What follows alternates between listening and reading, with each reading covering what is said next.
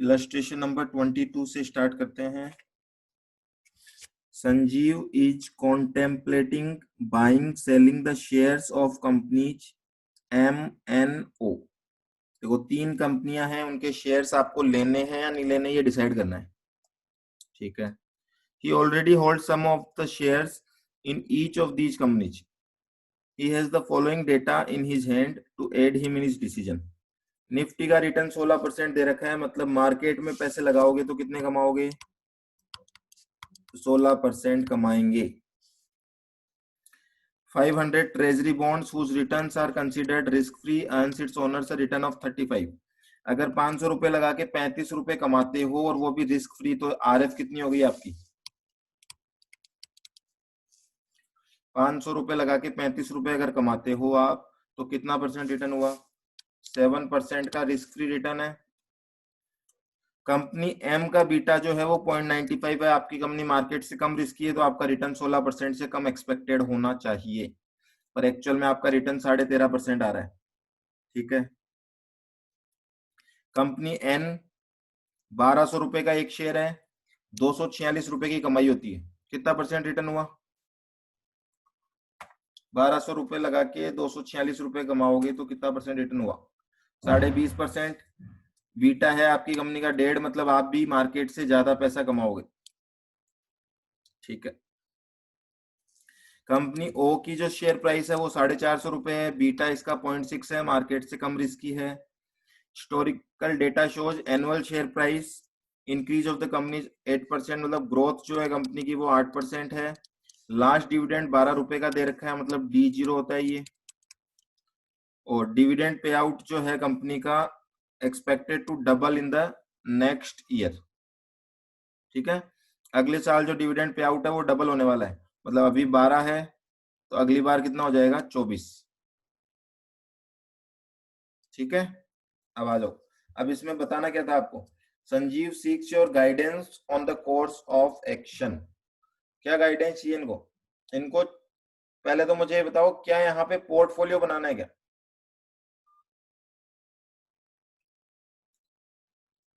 क्या यहाँ पोर्टफोलियो बनाना है क्या? क्या पूछा जा रहा है? क्वेश्चन आपको समझना है, क्वेश्चन समझ जाओगे तो आधे से ज्यादा क्वेश्चन तो अपने आप सोल्व हो जाएंगे।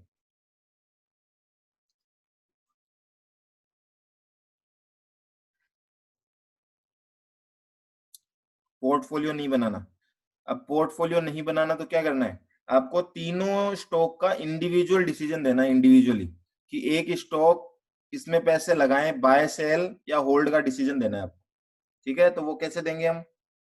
सीएपीएम में हमने कुछ पढ़ा था कि सीएपीएम रिटर्न को और एक्चुअल रिटर्न को कंपेयर कर लिया जाएगा, उनमें से हम डिसाइड कर लेंगे अंडर प्राइस्ड है, ओवर प्राइस्ड है, या क्या सिचुएशन है। चलो तो 1 by 1 illustration number 22। Illustration number 22। सबसे पहले हम बात कर रहे हैं कंपनी एम की। देखो कंपनी एम का एक्चुअल रिटर्न कितना है? 13.5% दे ही रखा है वो तो।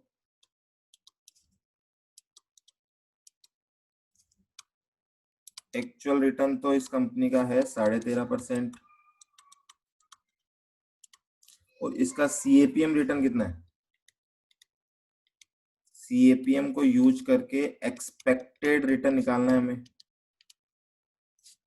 है ना। एक्सपेक्टेड रिटर्न निकालने के लिए क्या क्या चीजें चाहिए? देखो हमको एक हमें चाहिए RF plus RM minus RF into beta of company M. Beta of market मत मान लेना इसको। आरएफ कितना है? देखो अब आरएफ आपको यहाँ पे कैलकुलेट करना है, एक बार मैं कैलकुलेट कर देता हूँ। आरएफ इज इक्वल्स टू कितना रिटर्न मिल रहा है? 35 रुपए का रिटर्न मिल रहा है 500 रुपए लगा के, तो 35 डिवाइडेड बाई 500 इंटू 100, तो ये आपका आ गया 7% का रिस्क फ्री रेट है।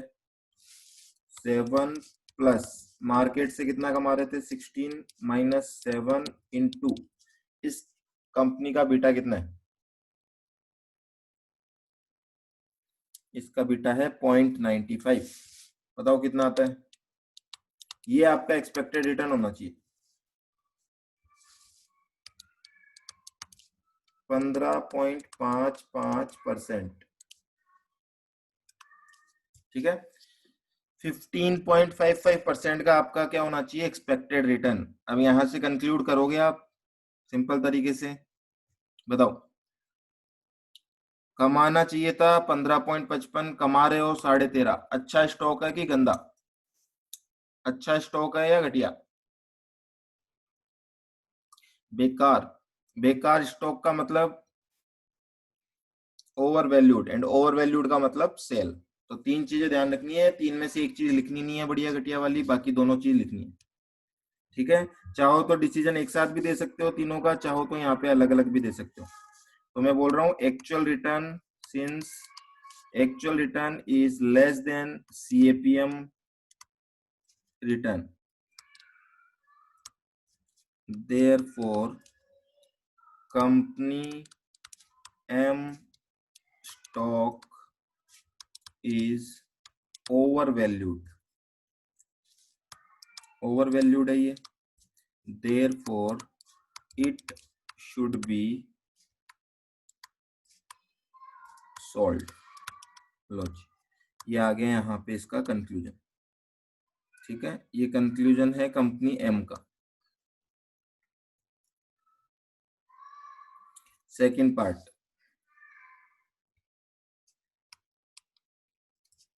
Company N. देखो इसका भी मैक्सिमम डेटा तो दे ही रखा है हमें। कंपनी एन का पहले तो एक्चुअल रिटर्न कैलकुलेट करो। एक्चुअल रिटर्न कितना है इस कंपनी का, इसका एक्चुअल रिटर्न कितना आ रहा है, वो बोल रहे हैं रिटर्न कमा तो रहे हैं 246 और लगाए थे 1200, तो 246 डिवाइडेड बाई 1200 इंटू 100 कितना होता है,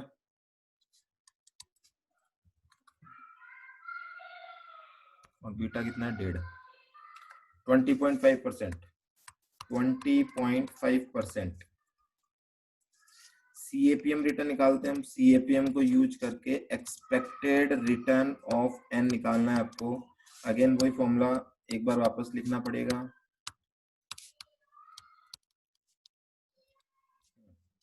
RF कितना था, 7 प्लस 16 माइनस 7 इंटू बीटा है इसका 1.5। बताओ कितना आएगा, हो जाएगा 9 इंटू 1.5 13.5, 20.5 ही आएगा कि। अब बताओ दोनों इक्वल है ना, क्या डिसीजन दोगे, नो एक्शन, नो एक्शन बोल दो, और अगर कोई शेयर पड़ा है तो होल्ड बोल दो। तो आप बोलोगे because actual return is equals to CAPM return, therefore stock is correctly priced। ठीक है, ना तो ये महंगा है ना ये सस्ता है, ये करेक्टली प्राइस्ड है, और करेक्टली प्राइस्ड को क्या बोलेंगे हम, therefore no action required. No action मतलब ना बाय का एक्शन लेना है ना सेल का एक्शन लेना है। हाँ जी, इक्विलिब्रियम प्राइस बोलते हैं हम इसको। परफेक्ट। थर्ड पे आ जाते हैं। थर्ड है आपके पास कंपनी ओ।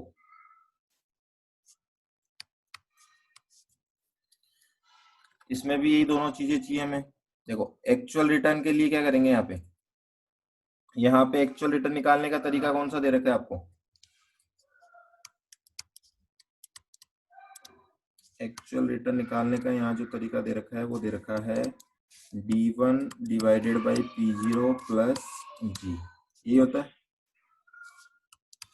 D1 कितना है, D1 लास्ट डिविडेंड 12 रुपए का था, और वो बोल रहे हैं अगली बार जो डिविडेंड होगा ना नेक्स्ट ईयर में वो डबल हो जाएगा, मतलब 24 रुपए का हो जाएगा।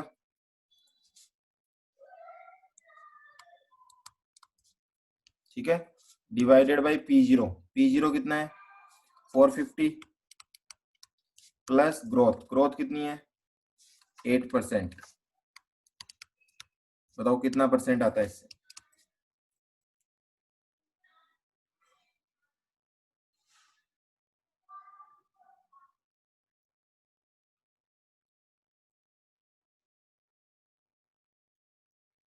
13.33%। 13.33% का आपको क्या मिल जाएगा? Actual return. और फिर आप एक निकाल दोगे CAPM रिटर्न, यहाँ पे expected return of O is equal to RF कितना था? 7 प्लस 16 माइनस 7 इंटू इसका बीटा कितना है कंपनी का? 0.6। 54 1240 आएगा क्या? 1240। तो देखो यहाँ पे क्या कंक्लूजन आ रहा है? Because actual return is greater than CAPM return. यहाँ पे जो एक्चुअल रिटर्न है वो CAPM से ज्यादा है, मतलब मस्त शेयर है, मस्त बढ़िया शेयर है, मतलब स्टॉक इज अंडर वैल्यूड। ये अंडर वैल्यूड है और अंडर वैल्यूड को क्या करना चाहिए? Therefore it should be bought. बस यहाँ पे आपको इंडिविजुअली आंसर देना था, कौन सा स्टॉक खरीदना है, कौन सा स्टॉक बेचना है, पोर्टफोलियो नहीं बनाना था। क्लियर?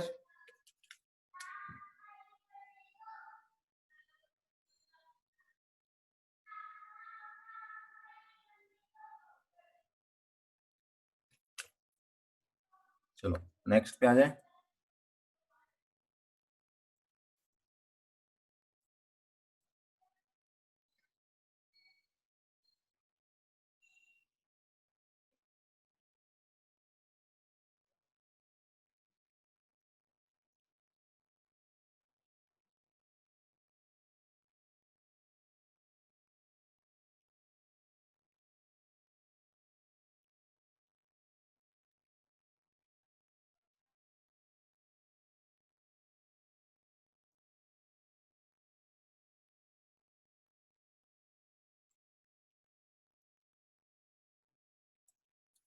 सर क्वेश्चन में शेयर की फेस वैल्यू और मार्केट प्राइस दी हो और 10% डिविडेंड दिया हो तो फेस वैल्यू पे लेना है या मार्केट वैल्यू?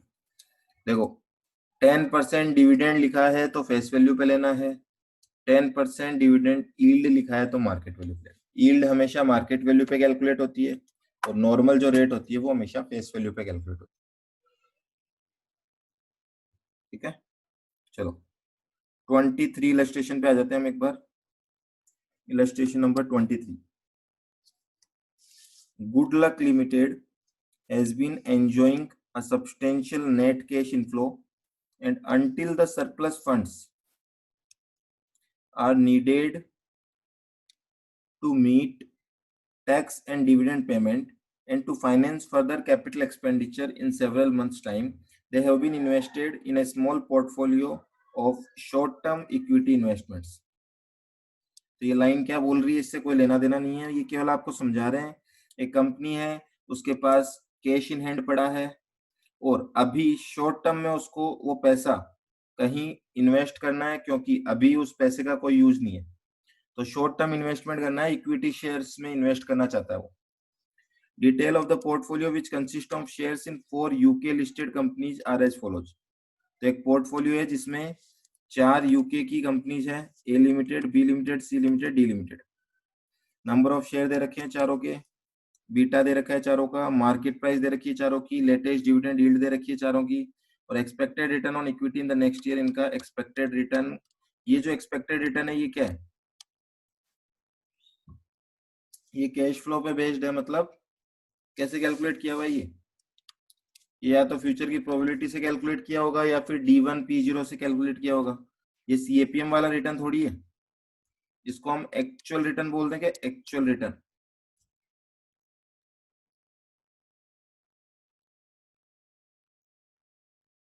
नहीं बोल सकते इसको एक्चुअल रिटर्न?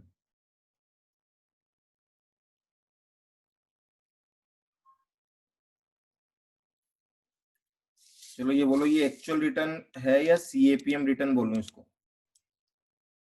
इतना डिसाइड करके बता दो। सीएपीएम रिटर्न है ये, वाई।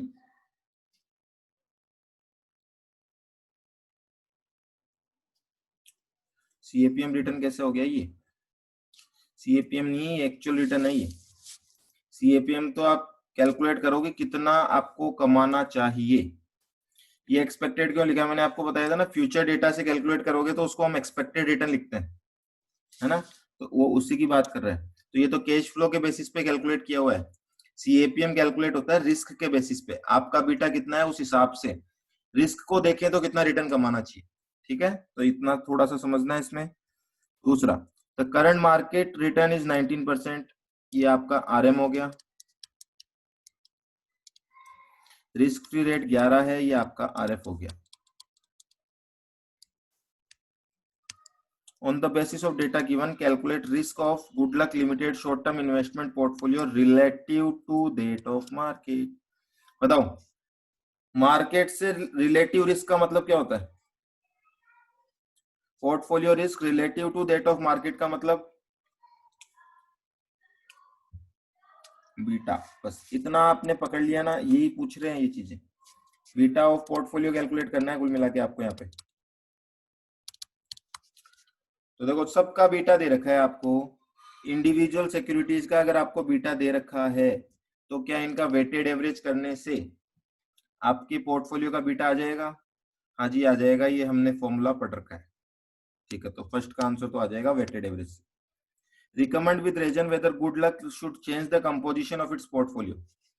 कंपोजिशन चेंज करने का मतलब क्या होता है? बाई, सेल या होल्ड का डिसीजन लेना। और ये कैसे लेते हैं हम? ये हम लेते हैं दो चीजों को कंपेयर करके, सीएपीएम रिटर्न कितना है और एक्चुअल रिटर्न कितना है। क्वेश्चन ने एक्चुअल रिटर्न ऑलरेडी दे रखा है, आपको क्या करना है, सीएपीएम रिटर्न निकालो और काम खत्म। करें स्टार्ट। क्वेश्चन को थोड़ा सा टाइम दे दिया करो पढ़ने में, तो आपको आंसर कैलकुलेट करने में ज्यादा टाइम नहीं लगेगा। चलो, कौन सा इलस्ट्रेशन है? 23।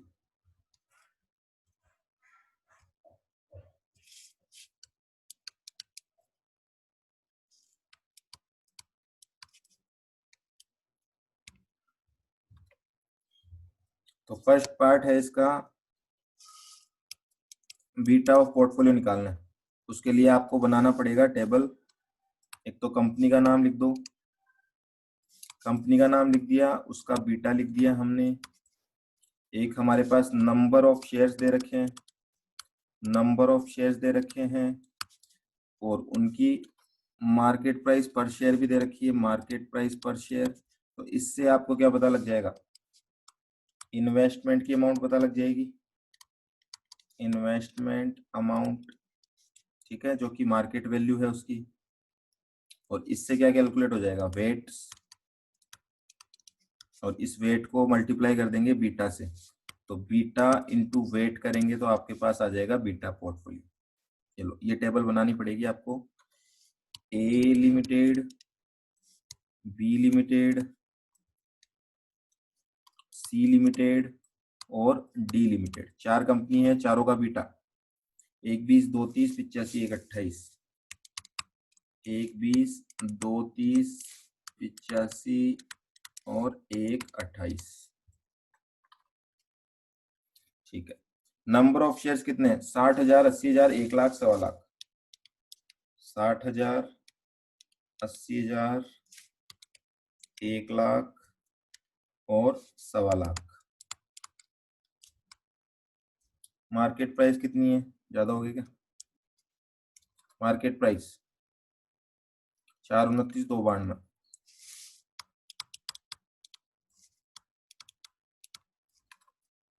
217, 314।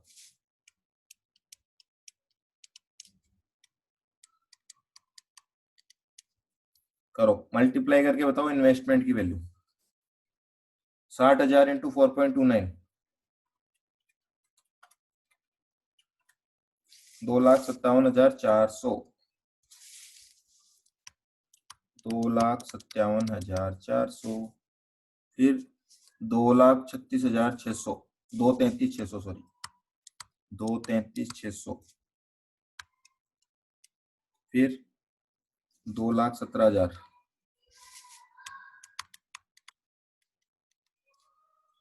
लास्ट 392,500। और टोटल कितना होता है इनका, चारों का टोटल 2 4 6 3 9 10 10 समथिंग होगा, 10,90,500। अब इससे वेट कैलकुलेट कर सकते हो आप। वेट बताओ, 257,400 डिवाइडेड बाई 10,90,500, दो डिजिट में वेट्स बता दो। 0.236 आ रहा है क्या? तो फिर 3 डिजिट्स में ले रहे हो तो सबको 3 डिजिट्स में लेना। फिर 0.236 लिख रहा हूं मैं यहाँ पे। अब सबको 3 डिजिट्स में राउंड ऑफ करके बताते रहो। 0.214,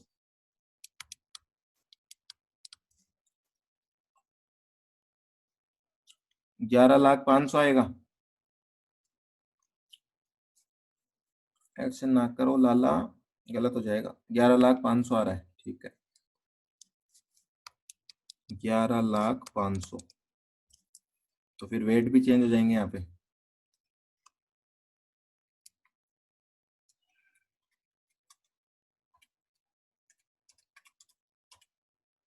पॉइंट 234 आएगा इसका। वेट तो सही आ रहे थे फिर। 0.234,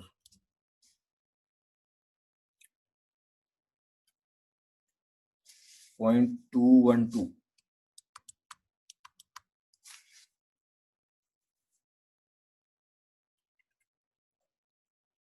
0.197, और लास्ट वाले का 0.357।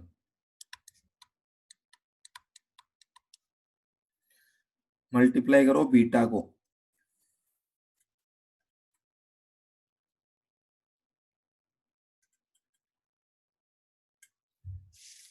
पहला आएगा 0.28,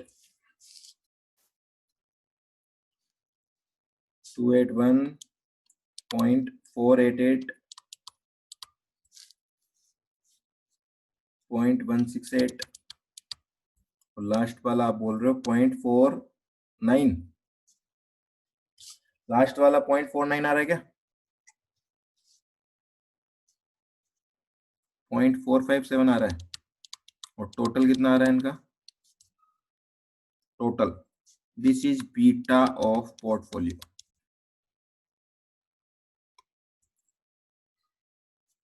1.39। ठीक है, तो ये तो फर्स्ट टेबल तो कोई दिक्कत नहीं है, नॉर्मल सी है। सेकंड में आपको क्या बताना है? आपको डिसीजन देने हैं, तो एक ही टेबल में आप बना लो ताकि आपको बार बार कैलकुलेट ना करना पड़े। क्या चीजें चाहिए होती है देखो आपको।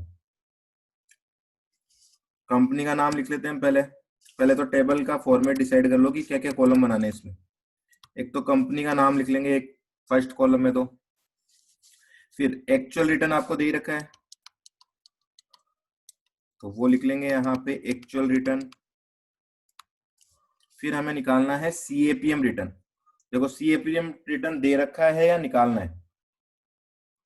निकालना है। निकालने के लिए आरएम चाहिए, आरएफ चाहिए, बीटा चाहिए, सब कुछ है हमारे पास। ठीक है, तो मैं यहां पे निकाल दूंगा सीएपीएम रिटर्न। एक कॉलम यही बना देंगे और फॉर्मूला क्या लगा देंगे वो भी यही लिख दो आप। RF plus RM minus RF into beta. ठीक है, एक्चुअल रिटर्न आ गया, सीएपीएम रिटर्न आ गया। इसके बेसिस पे आप क्या बता दोगे? वैल्यूएशन बता दोगे आप, और वैल्यूएशन के बेसिस पे आप बता दोगे डिसीजन बाय सेल का। डिसीजन बोल दो इसको या एक्शन बोल दो। चलो, ये टेबल फिल करनी है अब आपको। ये ए लिमिटेड था, A limited, B limited, C limited और डी लिमिटेड। एक्चुअल रिटर्न कितना दे रखा है वो बताओ पहले तो। 19.5, 24, 19.5, 24, 17.5 और 23। तो ये तो एज इट इज उठा के लिखना है आपको क्वेश्चन से। सीएपीएम रिटर्न निकालना है। देखो आरएफ और आरएम कितना है, वो तो फिक्स है 11, और आरएम माइनस आरएफ 8 हो जाएगा। तो 8 को बीटा से मल्टीप्लाई करो और 11 जोड़ते रहो। बीटा कितना है इसका 1.20। बताओ कितना आएगा फर्स्ट का। आप चाहो तो यहाँ शो भी कर सकते हो पूरा। 11 plus 11, sorry 11 plus 19 minus 11 into 1.20 कितना आया ये 20.6। 20.6 आ रहा है। एक बार ये लिख रहा हूं मैं, बाद में चलेंगे इसकी एनालिसिस पे। चलो सेकंड का बोलो। 29.4, इसका बीटा 2.3 है। थर्ड का 17.8, फोर्थ का 21। सब क्या आ गए। अब वैल्यूएशन बताना है आपको। ठीक है, अपन जैसे सोचते हैं वैसे सोचते जाओ। बढ़िया घटिया, पहला शेयर बोलो बढ़िया है या घटिया है। घटिया घटिया घटिया, जितना चाहिए था उससे कम आया। घटिया क्या होता है, घटिया शेयर क्या होता है, ओवर वैल्यूड होता है। और ओवर वैल्यूड पे क्या एक्शन लेना होता है, सेल। इसका एक्शन है सेल कर दो इसको। ठीक है जी। सेकंड भी घटिया है, तो घटिया का आंसर तो वही रहेगा। थर्ड भी घटिया है, थर्ड का आंसर भी यही रहेगा। फोर्थ इज बढ़िया, तो बढ़िया का आंसर चेंज हो जाएगा। अंडर वैल्यूड, अंडर वैल्यूड बोल देंगे और डिसीजन क्या दे देंगे, बाय। बस इतना इजी क्वेश्चन था ये। यकीन नहीं होता मुझे।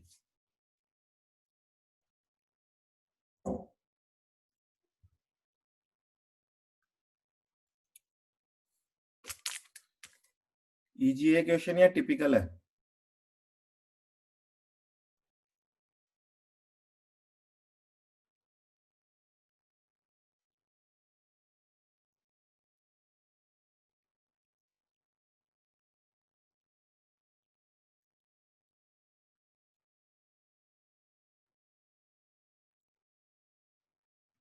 इजी, ये तो इजी है।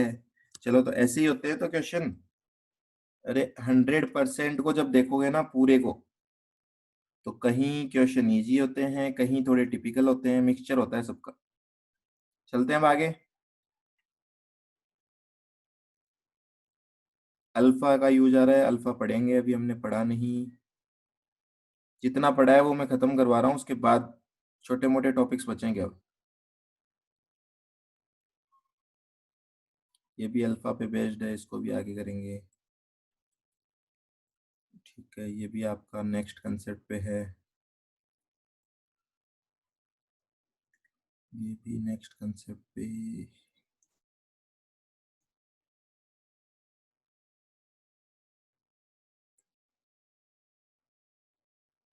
अच्छा ठीक है, ये क्वेश्चन कर सकते हैं। इलस्ट्रेशन नंबर 27 देखो। Stock P has a beta of 1.50। तो एक शेयर है जिसका बीटा 1.5 है, मतलब मार्केट से 1.5 गुना रिस्की होता है ये share.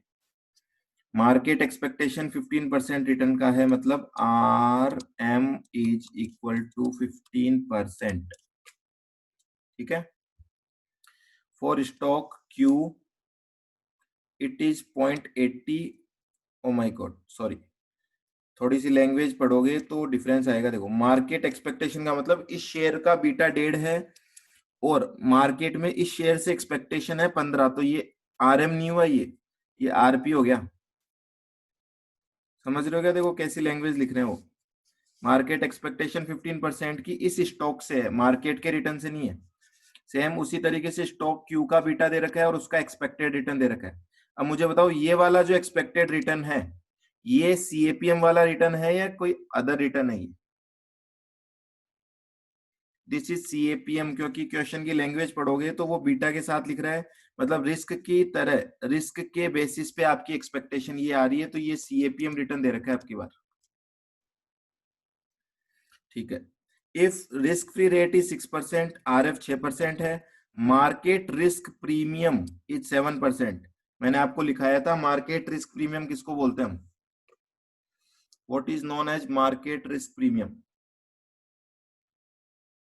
RM minus RF। Very good. तो इस क्वेश्चन में अगर RF 6% है और RM माइनस RF 7 है, तो बताओ RM कितना होगा, 13 होगा। ठीक है, evaluate whether these two stocks are priced correctly. Oh my god, correctly price का डिसीजन कैसे पता लगता है, actual return and CAPM return को देख के।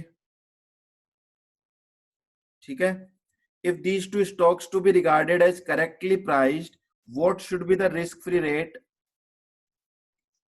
and market risk premium B? अगर इनको हम करेक्टली प्राइस्ड मान लें तो अगेन वापस से डेटा को देखोगे तो हमने जो डिसाइड किया था ये CAPM है, ये CAPM नहीं है।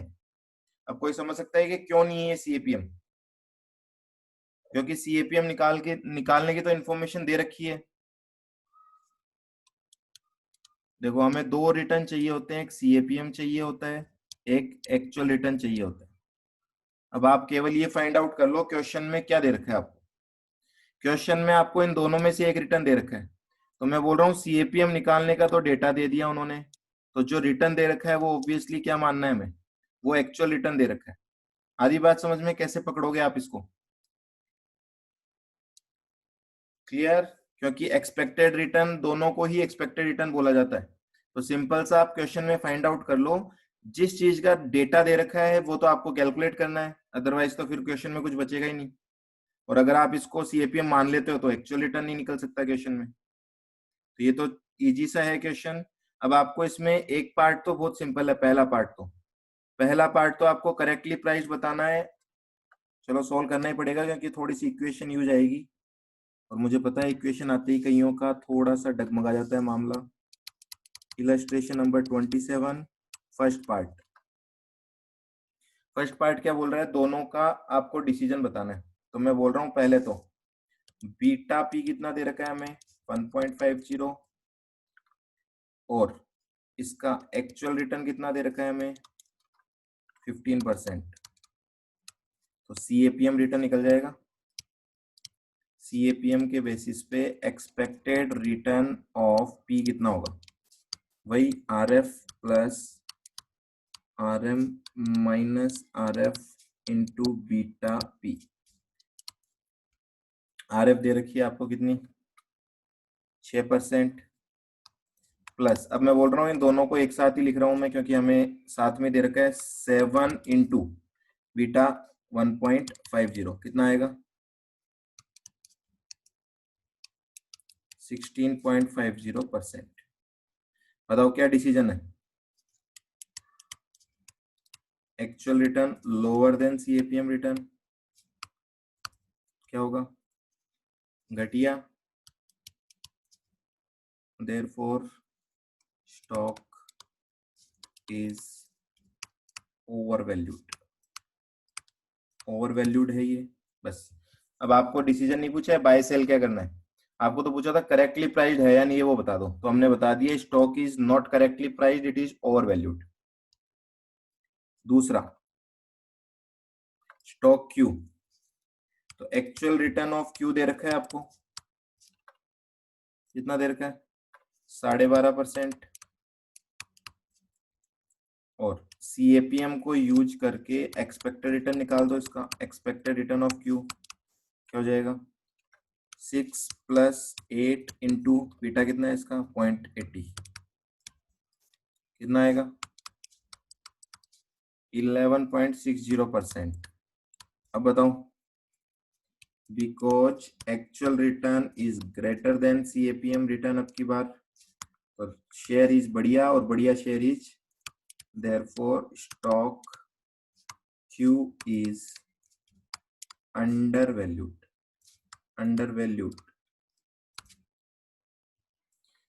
ठीक है, यहां तक तो समझ में आ गई हमें बात, कोई दिक्कत नहीं है। सेकंड पार्ट क्या बोला जा रहा है, बोल रहा है कि मान लो करेक्टली प्राइस्ड है। करेक्टली प्राइस्ड वाली सिचुएशन कौन सी होती है मुझे बताओ। अगर स्टॉक करेक्टली प्राइस्ड है, इसका मतलब क्या हुआ, इसका मतलब हुआ since stock is correctly priced therefore actual return should be equal to क्या, सीएपीएम रिटर्न के इक्वल होना चाहिए ना एक्चुअल रिटर्न। तो क्वेश्चन में जो एक्चुअल रिटर्न दिया हुआ है उसको सीएपीएम रिटर्न मान लो, और उसके बेसिस पे क्या कैलकुलेट कर दो, रिस्क फ्री रेट और मार्केट रिस्क प्रीमियम। ठीक है जी। अब मैं देखो एक इक्वेशन लिख रहा हूं यहाँ पे, समझना आप। पी स्टॉक के लिए क्या मैं ऐसा लिख सकता हूँ क्या, एक्सपेक्टेड रिटर्न, अच्छा फॉर्मूला तो ऑलरेडी लिखा हुआ है ऊपर। इसका एक्चुअल रिटर्न कितना दे रखा था पी का, 15। मैं बोल रहा हूँ 15 is equals to 6 plus, sorry ये तो निकालना है आपको, आर एफ की जगह आर एफ लिख देते हैं, plus market risk premium into beta P कितना है वो दे रखा है हमें 1.50। क्या ये इक्वेशन हम लिख सकते हैं, हाँ या ना। इसमें किसी को दिक्कत है क्या इक्वेशन लिखने में। दो चीजें जो पूछी है मुझे, वो दोनों ही चीजें मैंने यहाँ पे लिख दी, जो कि इक्वेशन की फॉर्म में कैलकुलेट हो जाएगी। जो इन्फॉर्मेशन थी वो इन्फॉर्मेशन की जगह लिख दी हमने। ठीक है ये, ठीक है। अब मैं बोल रहा हूँ इस डेढ़ को आगे लिख देता हूँ थोड़ा सा, क्योंकि मैथ्स में हमेशा वेरिएबल के आगे आती है फिक्स्ड वैल्यू। तो मैं ऐसे लिख सकता हूँ इसको, 1.5 MRP। सेम यही इक्वेशन क्यू स्टॉक के लिए बनाई जा सकती है। रिटर्न है 12.5, क्योंकि जब भी इक्वेशन में दो वेरिएबल गायब हैं तो उनको कैलकुलेट करने के लिए हमें दो इक्वेशन की जरूरत पड़ती है। इसका बीटा कितना है, 0.80 MRP। देखो दोनों इक्वेशन में आर एफ और एमआरपी तो सेम ही होंगे ना। ठीक है, अब मैं क्या करूं ऐसा कि मुझे एक की वैल्यू पता लग जाए, लग जाएगी कोई दिक्कत नहीं है। यहाँ पे माइनस कर दो एक इक्वेशन में से दूसरी, तो यहाँ ये माइनस हो जाएगा, ये माइनस हो जाएगा, ये माइनस हो जाएगा। 15 में से 12.5 जाएगा तो 2.5, आर एफ में से आर एफ गया 0, 1.5 में से 0.80 गया तो प्लस का 0.70 MRP। इसका मतलब एमआरपी की वैल्यू कितनी आ गई, MRP is equals to 2.5 divided by 0.70। तो market risk premium is equals to 3.57%। और पुट कर दो ये value, putting this value of MRP in equation 1, किसी भी इक्वेशन में रख दो, दोनों में से एक ही बात है। यहां हमने क्या किया था, हमने किया था इक्वेशन 1 माइनस इक्वेशन 2।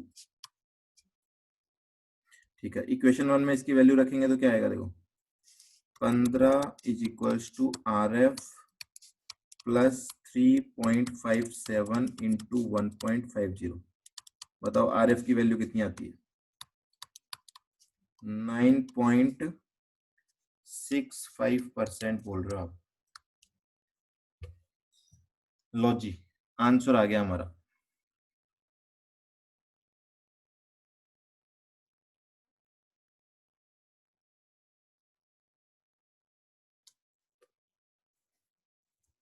बोलो किसको दिक्कत आती है इस इक्वेशन को सॉल्व करने में। ये जो सीएपीएम का कंसेप्ट है ना, ये तो महा इजी कंसेप्ट है। ये एक इक्वेशन लगा लगा के घुमा घुमा के आंसर निकालना होता है।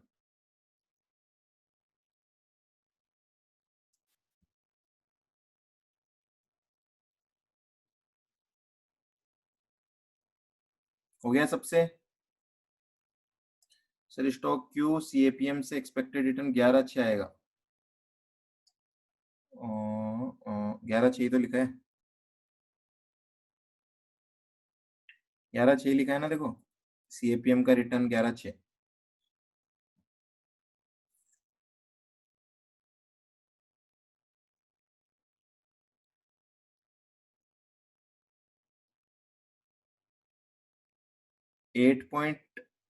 8 इंटू 0.80 कर दिया, तो ये 0.80 नहीं है इसका, क्या मिस्टेक है क्या इसमें? कुछ आंसर में बताना, सही है ये? 7 है वो? अच्छा ठीक है, ये 7 होगा, तो 7 इंटू 0.8 5.6, आंसर 11.6 सही है। ठीक है, वहां पे 8 गलत लिखा गया, आंसर सही है, आंसर तो 11.6 सही आ रहा है, केवल वहां पे 7 की जगह 8 रख दिया था हमने। ठीक है, हो गया क्वेश्चन कंप्लीट, आगे चलें, आगे आगे आगे आगे। देखो वही आ रहा है 3.57 और 9.64। ठीक है, ये वाला भी आपका क्वेश्चन नेक्स्ट कंसेप्ट पे है, ये वाला आर्बिट्रेज प्राइसिंग थ्योरी पे है। ठीक है, ये वाला भी लास्ट में करेंगे हम। तो कुल मिला के एक बार हमने क्वेश्चंस अटेम्प्ट कर लिए सारे। ठीक है, अब है ना, इसमें कुल मिला के आपको एक होमवर्क देना है, कुछ क्वेश्चन छोटे छोटे सी हैं, केवल प्रैक्टिस के लिए। देखो एक तो ये question illustration 33, an individual has invested 70,000 in stock that has beta 0.7, invested 80,000 in stock with beta 1.5, these are the only two investment in our portfolio, what is portfolio beta? कर दोगे कैलकुलेट? वेटेड एवरेज निकालना है और कुछ नहीं करना, homework लिखते जाओ आप। इलस्ट्रेशन नंबर 33 होमवर्क है, और होमवर्क क्या है ये, तो 2 मिनट भी नहीं लगेंगे मुश्किल से करने में। ठीक है, 34 कर चुके हैं, 35 भी कर चुके हैं, 36 भी कर चुके हैं, 37,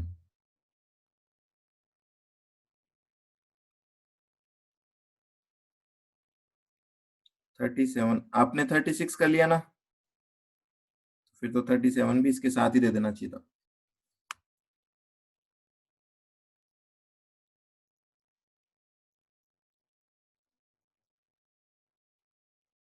एक ही क्वेश्चन भी होमवर्क लिख लो, कर चुके हो आप इसको। 36 किया था, उसी के बेसिस पे आपको यहाँ पे निकालना है पोर्टफोलियो रिटर्न। पोर्टफोलियो का रिटर्न निकालना आता है आपको? पोर्टफोलियो का रिटर्न कुछ नहीं होता, वेटेड एवरेज ही होता है ना, तो ये तो वेटेड एवरेज कर देंगे हम। और पोर्टफोलियो रिस्क के लिए आपको पता ही है फॉर्मूला होता है HDP का स्क्वायर, बड़ा वाला फॉर्मूला 1.127 क्या आ रहा है ये साक्षी? What is 1.127? 33 का निकाल भी दिया, क्या बात। हाँ जी, यहाँ बोला है weights are equal in both the stocks, अगर वेट इक्वल होंगे और वेट्स आर नॉट इक्वल, कर सकते हो। वेट्स इक्वल होंगे तो ये HDP स्क्वायर का फॉर्मूला लगा देना और उसका रूट कर देना। वेट्स आर नॉट इक्वल, अगर वेट्स इक्वल नहीं है तो वेट्स कहां से आएंगे, तो फिर वेट निकाल देना आप, WX वाला फॉर्मूला आता है आपको निकालना, दूसरे का वेरिएंस माइनस कोवेरिएंस अपॉन दोनों का वेरिएंस माइनस दो कोवेरिएंस। ठीक है, उस बेसिस पे वेट निकालोगे, और वेट निकालोगे और उसके बाद उसका क्या निकाल दोगे, HD। ठीक है भैया, बोलो भैया हाँ या ना। ठीक है, यहाँ पे आओ, इलस्ट्रेशन नंबर 13, इन्वेस्टर के पास 4 सिनारियो के प्रोबेबिलिटी दे रखी है और 2 स्टॉक दे रखे हैं। 2 स्टॉक इज सबसे इजी क्वेश्चन, बोल रहे हैं एक्सपेक्टेड रिटर्न निकालो दोनों स्टॉक का, जी का भी और एच का अलग अलग, कौन सा रिटर्न के बेसिस पे बढ़िया स्टॉक है वो बता दो, रिस्क निकाल दो दोनों सिक्योरिटी की, 40% जी में लगाएं 60% एच में लगाएं, तो पोर्टफोलियो का रिटर्न क्या होगा, रिस्क क्या होगी, आपको ही करना है। अगेन होमवर्क, होमवर्क लिख लो, जरूरी नहीं है आज ही करो सारे, पर आप होमवर्क में लिख लो, क्योंकि ये क्वेश्चन अब आप हाथ से करोगे तभी आपकी थोड़ी सी प्रैक्टिस होगी। ठीक है, कुछ भी नया नहीं है इनमें पॉइंट। और आगे आ जाओ, एक बार सारे क्वेश्चन नोट कर लो जो होमवर्क के बनते हैं। Given below information, market return दे रखी है आपको, मार्केट का रिटर्न दे रखा है 3 सालों का, कंपनी पी का दे रखा है, क्यू का दे रखा है। तो 5 डेटा है, 5 डेटा में एवरेज करने के लिए क्या करें, तीनों को जोड़ के 3 से डिवाइड कर देंगे, तो आपको RM भी पता लग जाएगा, आपको RP भी पता लग जाएगा, आपको RQ भी पता लग जाएगा। Beta coefficient of share of company P&Q निकालना है, ये क्वेश्चन मैं बोलूंगा इंपॉर्टेंट है। क्या बीटा कैलकुलेट करना आता है क्या आपको? डेटा से बीटा कैलकुलेट करना आता है क्या आपको? अब आप बोलोगे नहीं आता, बोलेगा क्या कोई आप में से? बीटा के लिए क्या फॉर्मूला चाहिए बोलो? बीटा अगर आपको निकालना है एक शेयर का, बीटा ये निकालने के लिए क्या क्या इंफॉर्मेशन चाहिए आपको? आपको चाहिए एक तो H D of A into R A और पी के बीच का, और एच डी ऑफ पी। देखो कुछ भी नहीं दे रखा क्वेश्चन में, तीनों में से तीनों चीज आप कैलकुलेट करोगे। बताओ क्या इस डेटा से आप एच डी पी निकाल सकते हो क्या? जल्दी से बोलो, एच डी पी निकल जाएगा क्या इस डेटा से? ठीक है, अब मैं बोल रहा हूं क्या इस डेटा को यूज करके, पी और क्यू को यूज मत कर लेना साथ में, इस डेटा को यूज करके क्या निकाल सकते हो आप? आर निकाल सकते हो यहाँ पे इन दोनों के बीच का। ठीक है, तो आपको क्या क्या मिल गया? एच डी ऑफ ए मिल गया, आर मिल गया। अब मैं बोल रहा हूं केवल ऊपर वाले डेटा को यूज करके, इस वाले डेटा को यूज करके एच डी एम निकाल सकते हो। बस हो गया काम। आर, ठीक है, हो गया काम। सेम जो पी के साथ कर रहे हो यही काम क्यू के साथ करना है। इसमें थोड़ा सा हेल्प क्या हो जाएगा, आपको एच डी पी दोबारा नहीं, एच डी एम दोबारा नहीं निकालना पड़ेगा, ये तो एक बार ही निकालने से हो जाएगा काम। ठीक है, तो ये होमवर्क है आपका, बीटा निकालना है, बीटा निकाल के बताओगे आप। आगे सिक्योरिटी डी मार्केट 4 सालों का डेटा दे रखा है, इसमें अगेन आपको बीटा निकालना है, ये भी आपको करना है। ये सब प्रैक्टिस के हैं, इंपॉर्टेंट नहीं है, करना है आपको, होमवर्क है। और ये भी होमवर्क दिया है मैंने, लास्ट वाला और देख लो क्या बोल रहा है।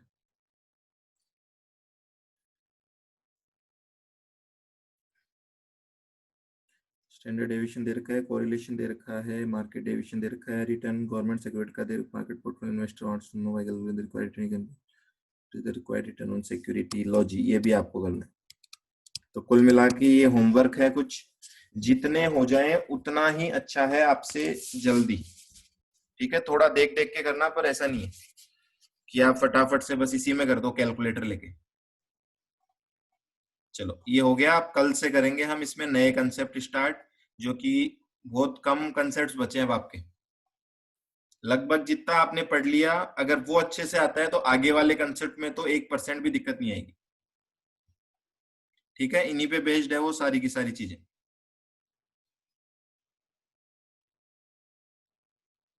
ओके, कोई डाउट है तो बोलो, अदरवाइज क्लास करते हैं ओवर।